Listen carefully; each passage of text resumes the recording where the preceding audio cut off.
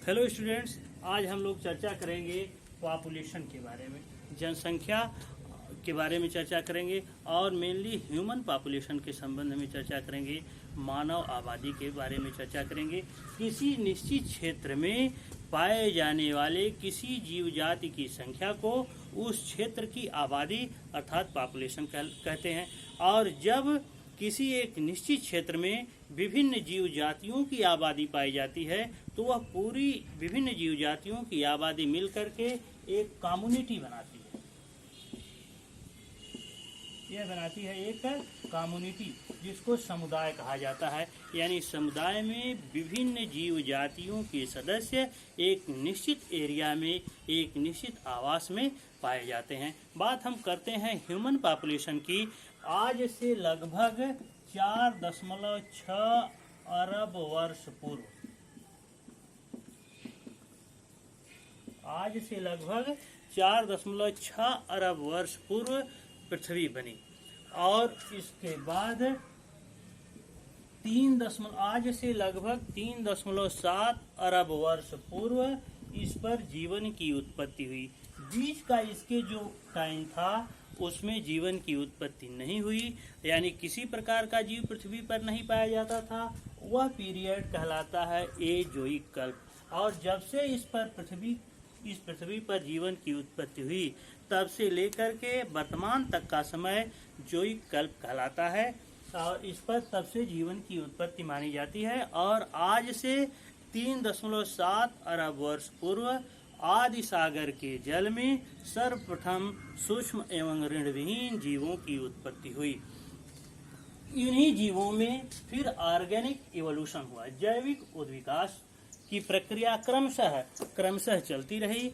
फलस्वरूप आज मानव जैसा जटिलतम हाथी जैसा स्थल पर रहने वाला हाथी जैसा विशालतम जीव तथा समुद्र में पाए जाने वाले ब्लू व्हेल जैसे विशालतम जीवों की उत्पत्ति हुई। पृथ्वी पर प्रागैतिहासिक मानव के उद्गम एवं उद्विकास की कहानी आज से लगभग 16,000 से 18,000 वर्ष 16,000 से 18,000 वर्ष पूर्व की है। यानी जो प्रागैतिहासिक मानव का उद्गम एवं उद्विकास इस पृथ्वी पर हुआ वह आज से लगभग 16,000 से 18,000 वर्ष पूर्व माना जाता है। परंतु वर्तमान मानव जाति जो होमो सेपियंस कहलाती है, होमो सेपियंस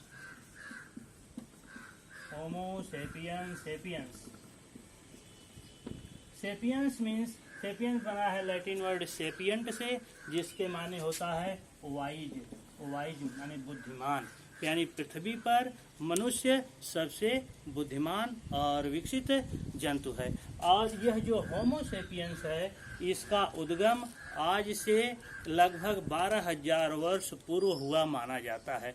उस समय पूरे विश्व में मानव आबादी लगभग 1 करोड़ थी। यानी संसार में उस समय मानव आबादी लगभग 1 करोड़ थी। आज विश्व की आबादी लगभग 7.8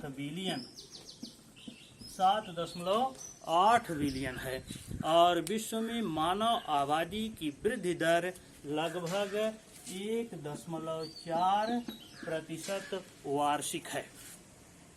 क्षेत्रफल की दृष्टि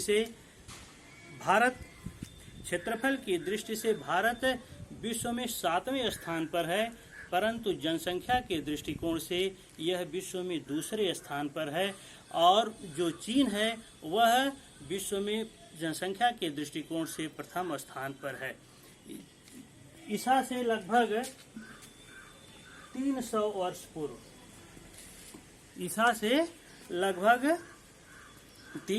वर्ष पूर्व भारत में मानव आबादी लगभग 10 करोड़ थी। 2000 वर्षों तक तो इसमें बहुत अधिक वृद्धि नहीं हुई, क्योंकि उस समय बहुत सारी प्राकृतिक आपदाएं आती थी जिसके कारण असमय ही मृत्यु हो जाती थी। यानी मृत्यु दर उस समय अधिक थी, इसलिए इसमें उस समय बहुत अधिक जनसंख्या वृद्धि नहीं हुई। इसके बाद भारत में जो मानव आबादी है वह बड़ी तीव्र गति से बढ़ी। 19वीं सदी के अंत तक 19वीं सदी के अंत तक भारत में यह की जनसंख्या लगभग 24 करोड़ लगभग 24 करोड़ हो गई थी। लेकिन 20वीं सदी में इसमें तीव्र दर से वृद्धि हुई और 20वीं सदी के प्रथम 20 वर्षों में ये भारत की जनसंख्या लगभग 25 करोड़ हो गई थी।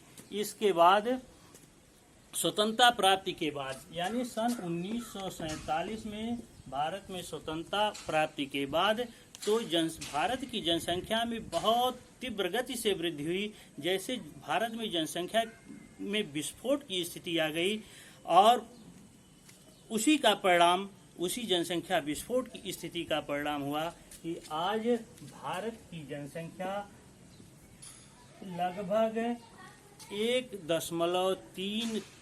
133 करोड़ यानी 1 अरब 33 करोड़ को भी पार कर गई है। संसार के कुल भूभाग का केवल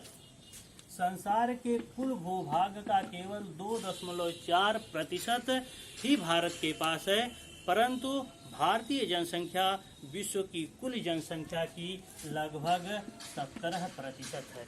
आप सोचिए कि भारत का जो भूभाग है वह विश्व के भूभाग का लगभग 2.4% है और यहाँ की जनसंख्या विश्व की जनसंख्या की लगभग 17% है। और तो यह भारत में इसके कारण बहुत सारी समस्याओं का, यहाँ की जनता को बहुत सारी समस्याओं का सामना करना पड़ता है, जिसके कारण उन्हें समय से रोजगार नहीं मिल पाता है, उनका उचित पालन पोषण नहीं हो पाता है और आपसी संघर्ष बहुत ज़्यादा उसमें होते हैं। यदि इसी तरह से भारत की जनसंख्या में विस्फोट की स्थिति होती रही तो अनुमानतः 2050 ईस्वी तक यह चीन जो विश्व में सर्वाधिक जनसंख्या वाला देश है, तो यह भारत की जनसंख्या उस चीन की जनसंख्या को भी पीछे कर देगी। और यह अगर इसी तरह से भारत में जनसंख्या विस्फोट की स्थिति होती रही तो भारत विश्व में सर्वाधिक जनसंख्या वाला देश हो जाएगा, वह अनुमानतः 2050 ईस्वी तक। फिर जनसंख्या वृद्धि, भारत में जनसंख्या वृद्धि के बहुत सारे कारण हैं। जैसे भारत में जनसंख्या वृद्धि का जो मूल कारण है, यहाँ अशिक्षा है, बेरोजगारी, गरीबी, धर्मांधता, कम आयु में विवाह और फैमिली प्लानिंग की विधियों का ज्ञान न होना है। जनसंख्या वृद्धि के जो कारण हैं वह भारत में, जैसे यहाँ पर लोगों को फैमिली प्लानिंग के बारे में जानकारी नहीं होती है और किसी भी देश की आबादी निर्भर करती है उसकी जन्म दर और मृत्यु दर के अनुपात पर। आबादी एक सूत्र में लिखता हूँ, आबादी बराबर जन्म दर बटे मृत्यु दर। यानी किसी देश की या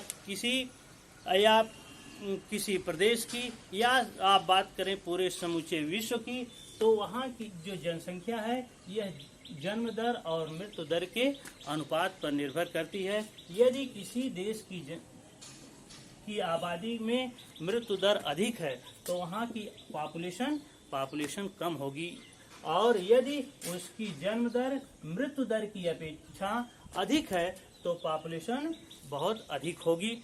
पहले बहुत सारी प्राकृतिक आपदाएं जैसे आंधी, तूफान, सुनामी, सूखा, भूकंप आदि आते रहते थे और बहुत सारी महामारियां आती रहती थी, जैसे चेचक, प्लेग, हैजा आदि संक्रामक रोगों से यह भारत की जो जनसंख्या है या किसी भी देश की जनसंख्या वह कंट्रोल होती रहती थी।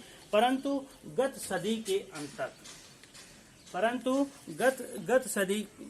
गत सदी में यह भारत ने विज्ञान में बहुत अधिक अभूतपूर्व प्रगति की, जिसके कारण मनुष्य उसमें मृत्यु दर, यहाँ के लोगों में मृत्यु दर में कमी आई। यहाँ की स्वास्थ्य और सुरक्षा के लोग में स्वास्थ्य और सुरक्षा और रोगों के प्रति लोगों ने मुक्ति पाई। प्राकृतिक आपदाओं और महामारियों पर विजय पाई। यहाँ तक कि जो पर्यावरणीय दशाएं हैं उसको भी अपने हिसाब से परिवर्तित करके, उसको बदल करके अपने मानव अस्तित्व को अधिक सक्षम बनाया। फलस्वरूप मानव की औसत आयु बढ़ी और यहाँ मृत्यु दर घटी। जैसा कि मैंने अभी आपको सूत्र में लिखा था कि आबादी बराबर जन्म दर अपान मृत्यु दर। तो जब मृत्यु दर में कमी आई और जन्म दर बढ़ी तो यही जनसंख्या वृद्धि का मूल कारण हुआ। भारत में जनसंख्या वृद्धि का मूल कारण हुआ। अब आइए, जो जैसे जैसे जनसंख्या वृद्धि होती जाती है किसी भी स्थान की, तो वहाँ कुछ समस्याएं आती जाती हैं और जो जनसंख्या वृद्धि के विनाशकारी परिणाम को इंगित करते हैं। जैसे जनसंख्या विस्फोट के कारण मनुष्य के लिए भोजन, आवास, शिक्षा, स्वास्थ्य, सुरक्षा, चिकित्सा और रोजगार की समुचित व्यवस्था कर पाना असंभव सा होता जा रहा है। यानी भारत में जो जनसंख्या विस्फोट की स्थिति हो रही है, इसके कारण सभी मनुष्यों के लिए, यहाँ की आबादी के लिए उचित भोजन यानी पोषक पदार्थ, आवास, शिक्षा, वस्त्र, सुरक्षा, चिकित्सा और रोजगार आदि की समुचित व्यवस्था कर पाना असंभव सा जैसे होता जा रहा है। पर्याप्त सुपोषण न होने के कारण जनता को कुपोषण का सामना करना पड़ रहा है, जिसके कारण उनके शारीरिक विकास और मानसिक विकास पर बहुत बुरा प्रभाव पड़ रहा है। यही नहीं, जीवन संघर्ष के कारण लोगों में देश प्रेम, कर्तव्य, ईमानदारी के प्रति निष्ठा में भी कमी आ रही है। इसीलिए आवश्यकता है जनसंख्या वृद्धि पर नियंत्रण की। इसीलिए आवश्यकता है खाद्य के नए नए स्रोतों की खोज की। आवश्यकता है कृषि एवं पशुपालन के वैज्ञानिक विकास की। आवश्यकता है तीव्र औद्योगिकरण की। आवश्यकता है पुनः नई हरित क्रांति की। आवश्यकता है प्राकृतिक आपदाओं के तीव्र दोहन की। आवश्यकता है ऊर्जा के नए नए स्रोतों की खोज की। फिर भी जनसंख्या पर नियंत्रण परम आवश्यक है। जनसंख्या वृद्धि रोकने के कुछ उपायों के बारे में हम लोग चर्चा करें, जिसमें जनसंख्या वृद्धि को रोकने के कुछ जो उपाय हैं उसमें जन्म दर और मृत्यु दर का अनुपात एक बना रहे। जैसे आबादी बराबर जन्म दर बटा मृत्यु दर। यानी यदि किसी स्थान की मृत्यु दर जन्म दर से अधिक होती है, मृत्यु दर वहाँ की जन्म दर से अधिक होती है तो आबादी घटती है, और जन्म दर मृत्यु दर की अपेक्षा अधिक होती है तो आबादी बढ़ती है। और यदि इन दोनों का अनुपात, जन्म दर और मृत्यु दर का अनुपात समान रहता है तो पॉपुलेशन अंडर कंट्रोल रहती है। इसलिए आवश्यकता है कि जन्म दर और मृत्यु दर का अनुपात एक समान बना रहे, तभी आप जनसंख्या वृद्धि को ठीक ढंग से रोक पाएंगे। और बाल विवाह पर कड़ा प्रतिबंध लगाना चाहिए। शिक्षा को बढ़ावा देना चाहिए। रूढ़िवादी विचारों से ऊपर उठकर सोचना चाहिए। परिवार नियोजन की समुचित विधियों का उपयोग करना चाहिए। बेरोजगारी दूर करने के लिए नए नए उपक्रमों की स्थापना करनी चाहिए और स्वयं पर नियंत्रण करना चाहिए। अपने देश के प्रति ईमानदारी और निष्ठा के साथ लोगों को कार्य करना चाहिए और जनसंख्या वृद्धि पर नियंत्रण लगाना चाहिए। अब हम लोग नेक्स्ट वीडियो में फैमिली प्लानिंग की आवश्यकता और प्लानिंग की विभिन्न विधियों के संबंध में अध्ययन करेंगे। Thank you.